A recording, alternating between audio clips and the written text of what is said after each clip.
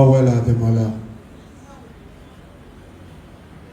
àwa àti yín ni lánàá today àwa àti yín ni nígbà táwọn ará fi tèmi Tọ́pẹ́ kò sẹ́ni tó mẹ́ tó máa kàn lọ́la o. Tope told me that she's gonna die that day and she left. She told me, she did not call me one-on-one. Mo wà pẹ̀lú enjoy. And gbogbo tó sọ fún mi pátá ló padà ṣẹlẹ̀ enjoy. Definitely kò kí ń ṣe èèyàn bíi tiwa mọ́ nígbà yẹn. Mo kí ọ̀gá wa Mr. Láti pé wọ́n kó àdánwò. Mo kí Lagos State Governor pé wọ́n kó àgbákò. Mo wá kí gbogbo ẹ̀yin àtẹ̀ńjà ni àti ẹ̀ńké. Mo kí pé akun tó ti ṣe wá tí ò ní padà ṣe wá mọ́. Because ó ti ṣe wá wípé Tọ́pẹ́ kú kò ní ṣe wá bẹ́ẹ̀ mọ́ ó ti bọ́. Oníkálukú ni kó máa palẹ̀ mọ́ títí ẹ̀ náà. Ṣé mo wípé TV ta ti ń rap everybody yóò kúrò ń bẹ̀ ó ṣì wà ń bẹ̀ torí pé TV ò stupid. Ẹni tó kọ òpónú àwọn tí wọ́n ń ṣe alákòóso TV yẹn wọn kì í ṣe amukun mẹ́kọ̀ọ́ bí ọ̀pọ̀lọpọ̀ wa wọ́n allow everybody kó wọlé either you're Muslim, Christian or traditionalist. Enter, do whatever you wanna do, then go. Títí wọ́n ní pé wọ́n máa gbowó. But no problem táwa ni pé eléyìí Muslim ni, eléyìí Christian ni, eléyìí traditionalist ni, so we cannot do together. We are a big fool. Tá a bá ti ronú wípé eléyìí ṣe ANTP, eléyìí ṣe TAMPAN, eléyìí ṣe TGMAN. Níbẹ̀rẹ̀ tí Tọ́pẹ́ kó àwọn kan ní ibo ló bìlọ́ǹgì sí. Ó ti gbàgbé pé inú olè tó máa bìlọ́ǹgì sí yẹn nìwọ náà máa bìlọ́ǹgì sí. You are a fool. Àwọn kankan wà tó máa ń jẹ́ nǹkan tó yẹ kó tóbi lára wa. Even if we are fighting. Tàǹjà téèyàn bá gbọ́ pé èèyàn kú ó yẹ kó tiẹ̀ ṣe lára bákan. Gbá lágbájá yìí lọ. Gbogbo àwọn tó kù yẹn náà pé bí mo ṣe lọ jẹ́ kí n padà. Etí Ọlọ́run mi ò di ó gbọ́ o. Kò gbónú o, ó gbà o. Bọ́bí tó máa gba tó ṣe sí yẹn yàtọ̀ ni. Today, a máa bára wa jà. The first religion tó yẹ kó wà lórí ẹ̀mí wa ni humanity. Gbogbo ẹgbẹ́ tá a bá wá ń ṣe láyé, tá a bá sọ pé lágbájá ni ẹ má yẹ ká wádìí ẹ pé ibo ló belong sí, kò kí ń wánú ẹgbẹ́, kò kí ń ṣe déédéé. Ìwọ tó rò pé òun wánú ẹgbẹ́ òun ṣe déédéé yẹn, ta ló sọ fún ẹgbẹ́ tó bá ti kú òbí wà balẹ̀ láyọ̀? Gbogbo ẹ tọ́lọ̀ ń pa Ọlọ́run kẹ́ni o, tọ́lọ̀ máa fi ẹlẹ́ láyé tó rárí nǹkan. Tí kò sẹ́ni tó lè súnmọ́ ẹ mọ́, ó sick, ó ń dààmú, ó sánná ní ara inú ayé, wọ́n wá ń tọrọ owó fún ẹ. Ọlọ́run tó wá dáa débi pé ó lè fi ẹlẹ́, wọ́n máa rò pé ó máa tètè kú, kò ní pa ẹ̀, ò dẹ̀ ní gbádùn. Àwọn tó dẹ̀ rò pé máa tọ́jú ẹ̀dẹ̀ máa wà pẹ̀lú ẹ̀, wọ́n dẹ̀ máa padà fi ẹlẹ́ sáyé, wọ́n á dẹ̀ wà ní àdánwò yẹn. Bọ̀ tó bá jẹ́ wípé a bá rò dáadáa, irú ìjókòó tá a jókòó yìí, a máa kú o.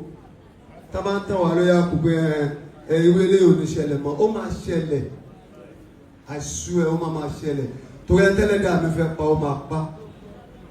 Àmọ́ ẹ jẹ́ ká lè dúró lẹ́nu ká lè sọ pé ẹ tó kú yìí, èmi náà nígbìyànjú nù gbèsè ayé ẹ̀. Dandan kọ́ ni kò tọ̀, dandan kọ́ ni kò jẹ́ pé wọ́n ló bì. Àmọ́ níjọ́ tó rí bó ń sanná ní ara díẹ̀díẹ̀ yẹn, ìjọ súnmọ́, ìjọ ṣe àwọn nǹkan tó yẹ kó o ṣe. A ní support. Ìjọ tó bá fẹ́ pèsè iṣẹ́ àmàlẹ́ kan má pè é torí bí báyìí ló belong sí. Ìjọ tó bá fẹ́ ṣoore fún àmàlẹ́ ẹ má ṣe torí bí báyìí ló kàn bẹ́ẹ̀. Ìjọ tó bá fẹ́ pọ́nlé àmàlẹ́ ẹ má pọ́nlé. Kódà tẹ bá ń jà tó bá fẹ́ fún ní ambassadorship wà ní ẹ má fún eléyìí pé wà ń ṣubú lé ní Ọlọ́run àpàtì ẹ jẹ́. Òṣè 220.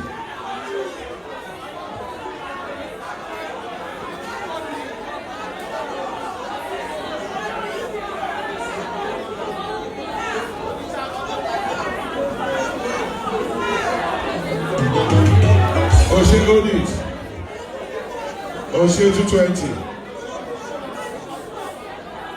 Èmi ò tiẹ̀ mọ̀ anthem kan lèmi ṣámọ̀ pa ní. Nǹkan kan ṣe ló pa gbogbo wa bọ̀ ní ayé yìí. Ikú ni. Òun ló sú ọ̀jù. Òkú ń sunkún òkú. Okay, wàá máa gbé wọ́n ló perfect. Kí ló kọ kúkọ perfection? Kí ló kọ kúkọ mọ́tò? Kí ló kọ kúkọ lé? Kí ló kọ kúkọ pé o fine? Ṣé fún mi Martins ò rẹwà ni? Ẹjá yẹn ká máa ṣe dáadáa. Ìwà wa ni o. 220. Thank you, my brother. Ní báyìí, we will have to proceed into the candle walk. Aruna, please, can I have your attention? Somebody turning up today, even in your busy schedule, you found time to come in. Thank you so much. As Chelsea, I just say thank you so much, man. I need a share to pay and Gbogbo. Thank you for coming. On behalf of our global president, Mr. Bola Jamuson, we're saying thank you so much. No story. Tope, she's a beautiful soul. I don't call her Tope. I call her Gbogbo. She's a beautiful soul. It's unfortunate we lost Tope to the cold hands of death. But it is what it is. I'm sure we all know the story and about how long. I just want to appreciate some set of people. That's simple. My job I'm doing. First, everybody here, thank you. I want to appreciate my leaders.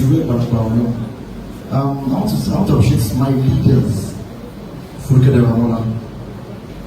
don't know what to tell you. I called this woman 1 a.m. in the morning. She will pick my calls to say what she need. Same with After they'll be there. A show about year and thank you so much. And to my committees, the brain behind all those things. Pastor Bacha and Yola. So big brother, it's just like the answer said, it's a short and sharp thing. We'll be doing the Candlelight walk in some minutes now, I'm sure. Please, we have a lot of things lined up. Don't rush home. Thank you all for coming out. God bless you. Thank you, sir. My name is Tope Osoba. So, it's a tribute to my cousin, Tope Osoba. Tonight, as we light this candle for you, I find myself thinking about all the little things that made you you. Things I never imagined I would one day have to hold on to as memories. Tope, my cousin, you were so much more than just my cousin. You were that cool, big cousin. The one who always wanted us around. The one who always welcomed us with so much warmth and love. Being around you always felt like being somewhere we belonged.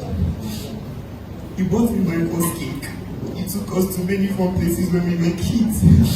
You spoiled me with chocolates, and honestly, I was very happy to be spoiled by you. You never judged me, and I never judged you for once too until open. Some of us fondest memories of you are your unannounced visits. Whenever we heard that familiar horn, the one that became almost a signature in our family, we would all race to the gate as children. And I would especially be excited when I saw that purple wrap fall, because I knew Auntie Tope was here. And somehow, that always meant something good was about to happen. My grandfather, in his own special way, only called you Olamide. And I think that name even carries so much memories of you, Auntie Tope. There were these swimming days at the hotel next to our family house. It almost became a tradition. Even when we visited you at school, somehow we always found ourselves to the swimming pool at Candlelight. You would gather all of us together, you would sing with us, dance with us, and even take us down the memory lane. You have this way of making ordinary moments feel very special. And then, there was those little things I never thought I would miss this much. You randomly call me, Beke, or you will call me my baby, that cute little voice of yours.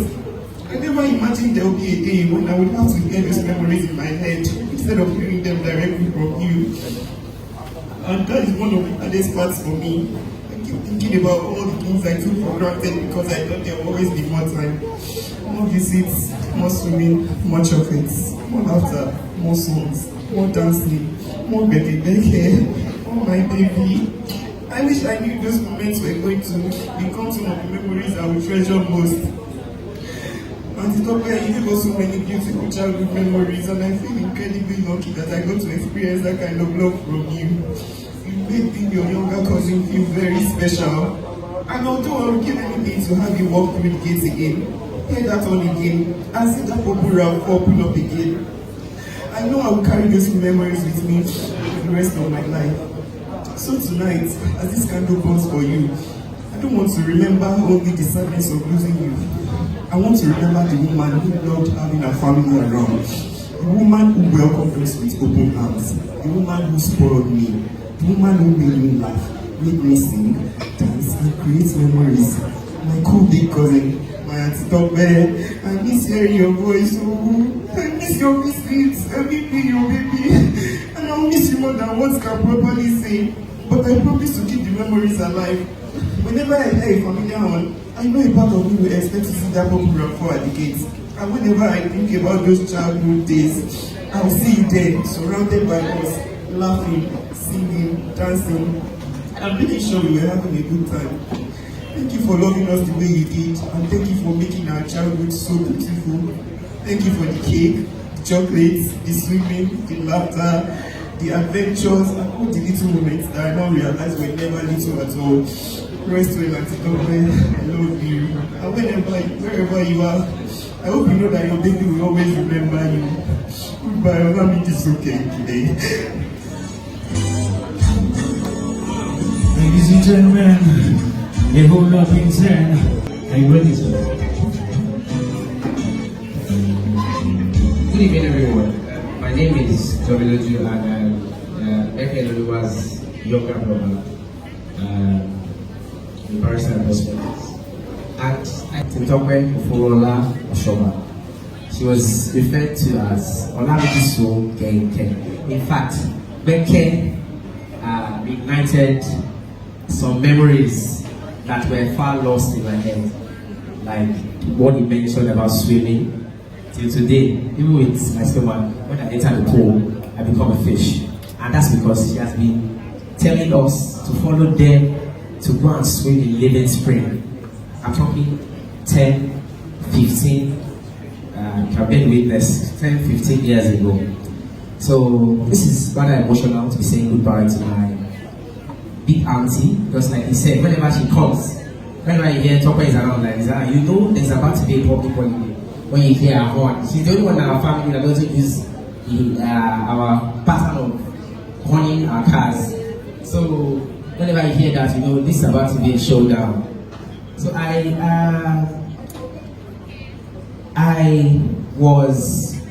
happened, should I say unfortunately or fortunately, I don't know the word to use, but I happened to be the one who deposited late in the morning, signed off her clothes and off her tags as well.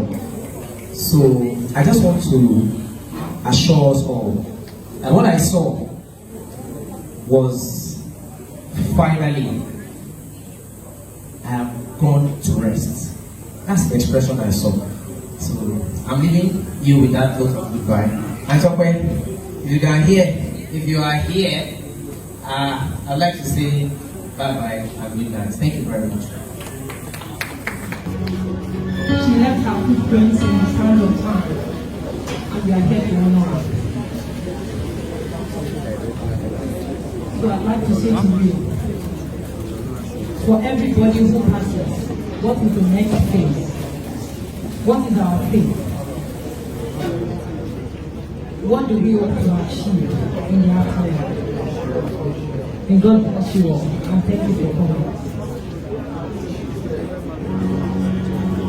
At the end of the day, I want you to say, well done. And at the end of the day, I want you to say, well done. Ìjọba ọ̀run lè onígbàgbọ́ ìjọba ọ̀run lè onígbàgbọ́ máa jẹ́ ìṣòro bàbá mo lè jẹ́.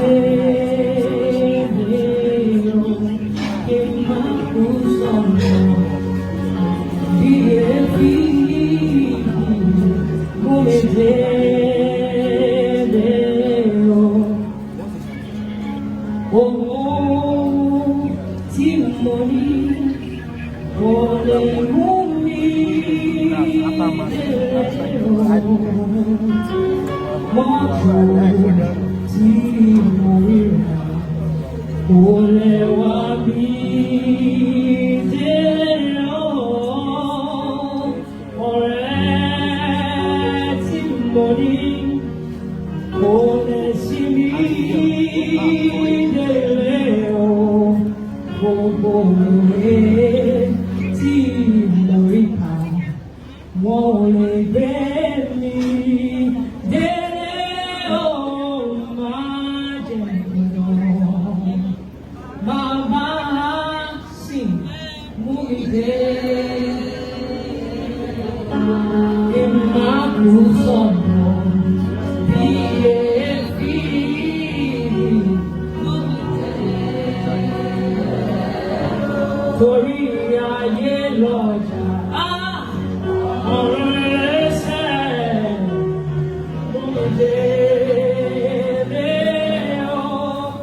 Ayé lọ́jà ọ̀rọ̀ ẹsẹ̀ mú mi délé.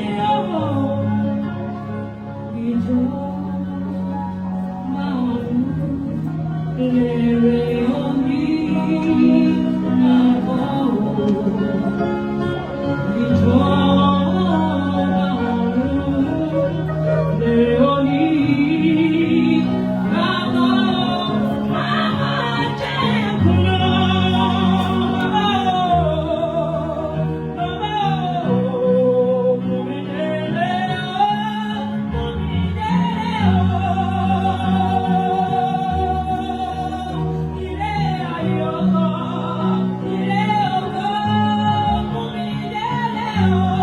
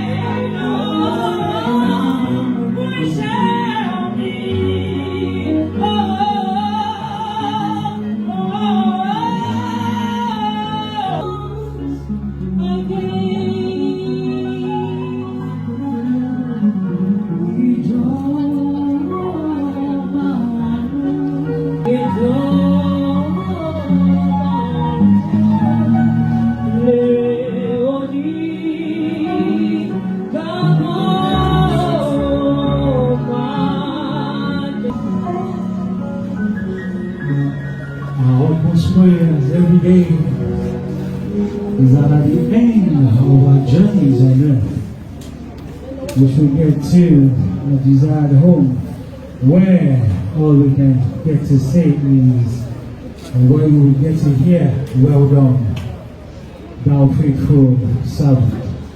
I pray that sincerely at the right old age of everybody, we will get to hear that phrase, well done, thou good and faithful servant. I just need you to look at somebody next to you, hold that person's hand, and just tell the person it is well. Just look at somebody sincerely. It is well. It is well. It is. Trust me, it is well. You know that song says, when peace like a river attended my way, when sorrows like seas below roll, whatever my Lord, thou hast. Go and wash the same house.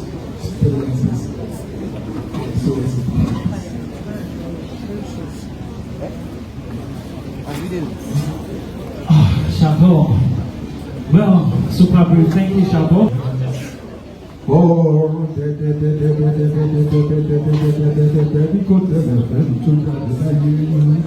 Maybe so rest in peace. Thank you.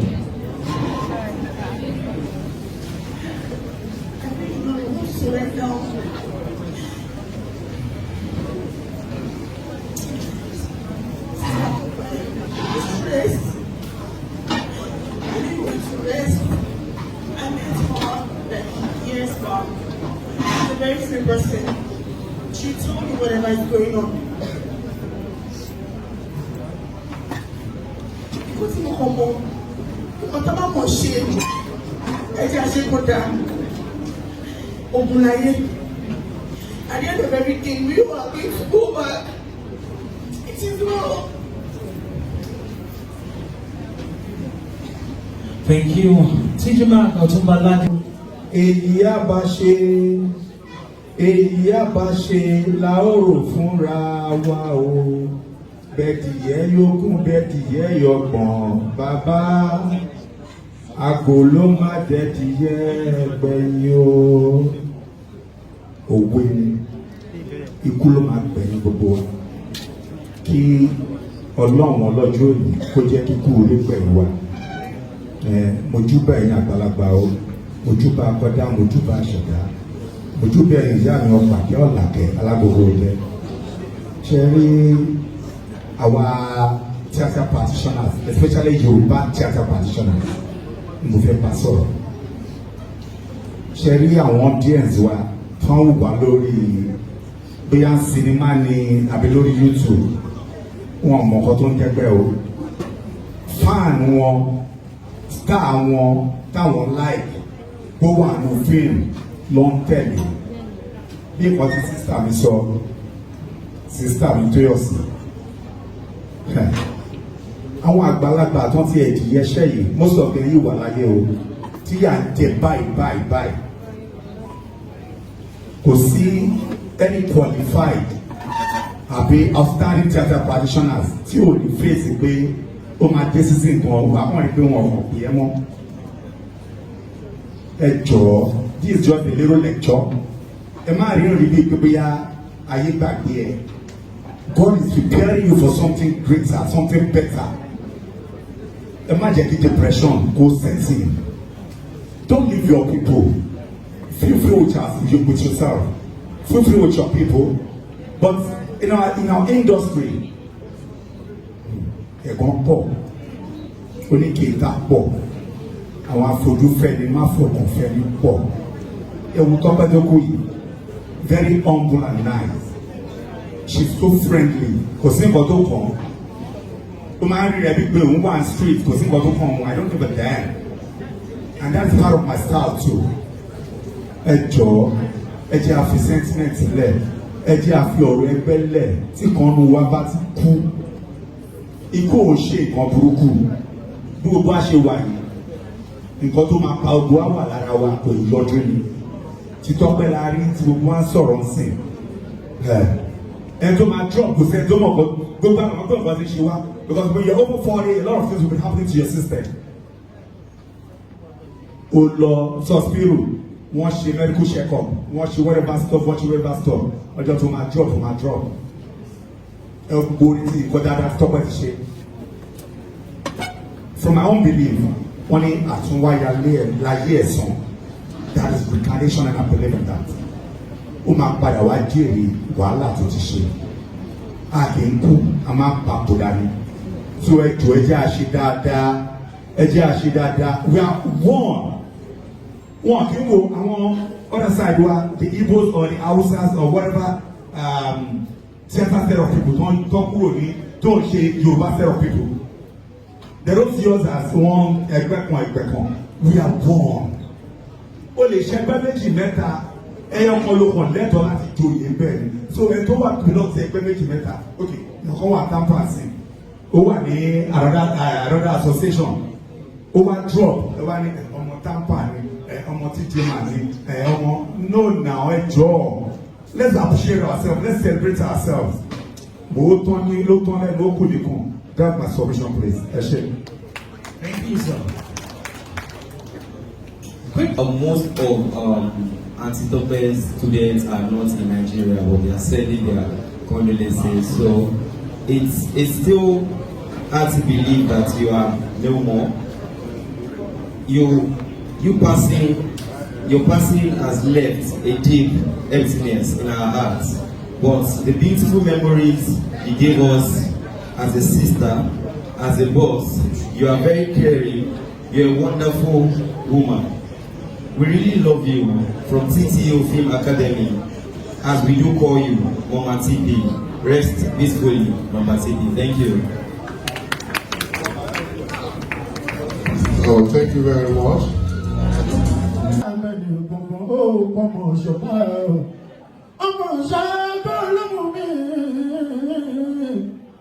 Ọmọ bọ́lá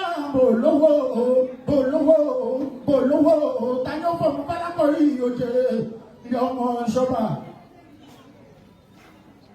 Ọmọ asíhùn lórí ẹrú, ọmọ túnde bàbá yín rẹrú ẹbẹ̀rẹ̀ ni mọ́. Ìṣàkà olóhùn kúkú nílé ẹ̀ tèmi Tope ọmọ ṣọ́bà. Ìgbẹ́lú ọkẹ̀sán ti ṣe bálẹ̀ ọjà ni. Àwọn ọlọ́mọdé owó tí ṣò nípa ẹ̀wọ̀n òde ṣe ti wá rí pé kò ní gbowó kò ní gbòbí lọ́wọ́ ẹnìkan ọ̀gbọ́n ọmọ akẹ́sán má jáde aya rẹ̀ ń dájà olóríire rẹ̀ ń dájà o.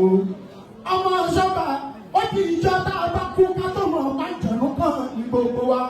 Èèyàn máa kú ó lé nìyẹn mo máa kú ó ní àwọn síbísà ẹgbẹ́ màmá mi ẹ̀mọ́ bájọ̀ ìwé èèyàn ni Adébọ́lá ẹja ronú pẹ́bọ̀lá máa ń kú sí o ibi táwọn kò ní yá ní kankan ó ní mọ́tò ó ní ẹ̀fí gbóró pé gbé mi àkùnfẹ́ ọmọ Túndé èèyàn tó mú lẹ́sọ̀ọ́ tó padà kú sínú ọkọ̀ kékeré ṣètì ìrúbẹ̀rẹ̀ ayé kéré ọmọ ṣọ́ba o torí pé kó lè lọ fà nínú ayé ṣé bóun ló ṣe sọ́ba Adébọ́lá ọmọ ṣọ́bọ̀ wá dẹ̀rì ìkọ̀kan tí kò fi pàjọ́ ẹ̀dẹ́gbò wá tó máa ronú.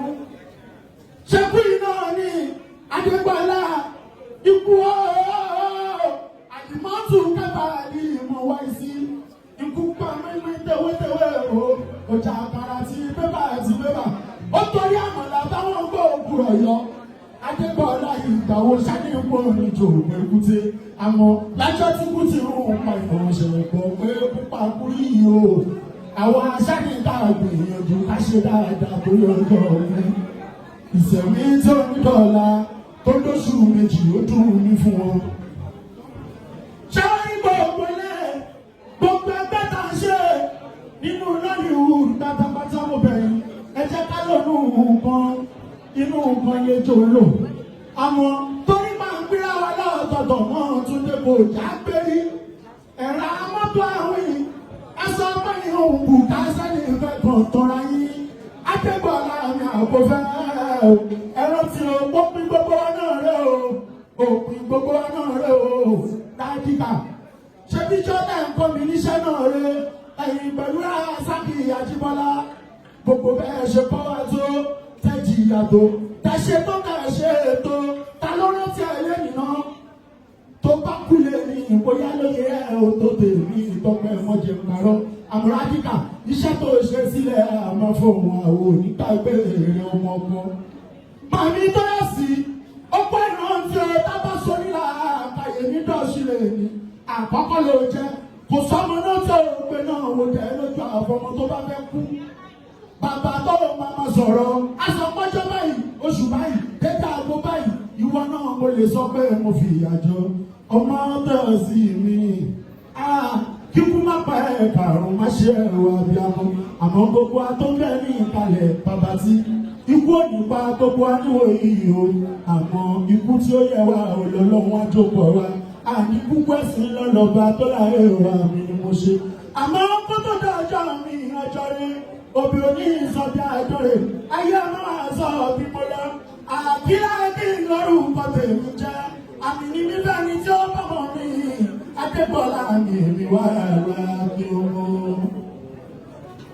Akila, thank you very much. That was a wonderful. Ìjẹ́wúrẹ́ kan bọ́ lọ́jọ́, èyí tá a fi ń jàpọ̀tà kan bọ̀ lọ́jọ́. Ká mọ́ rántí pé ọjọ́ kan pọ̀ tí wọ́n dẹnu náà ló kù gbáyìngbáyìn. Wọ́n á ní lámọ̀ ń lọ. Ikú tó àlù wọ́n tù ó. Ikú tí ń pa ọba, ikú ọ̀yọ́ pàjọ́yè. Ikú tí ń parú náà yọ padà wá pọ̀ méjì kílé ayé ṣeré. Ọkùnrin gbélé ayé ṣeré, obìnrin gbélé ayé ṣeré, torí ìrẹ̀lẹ̀ mi ó ṣe mo ní ṣìkà. Bírè bá wá dìbì ìpàdé dọ̀kún o, ìpàdé dọ̀kún o, ìpàdé dọ̀kún o. Bírè bá wá dìbì ìpàdé dọ̀kún o. Ọmọ tó gbà ṣọ́ba o, orí bó délé.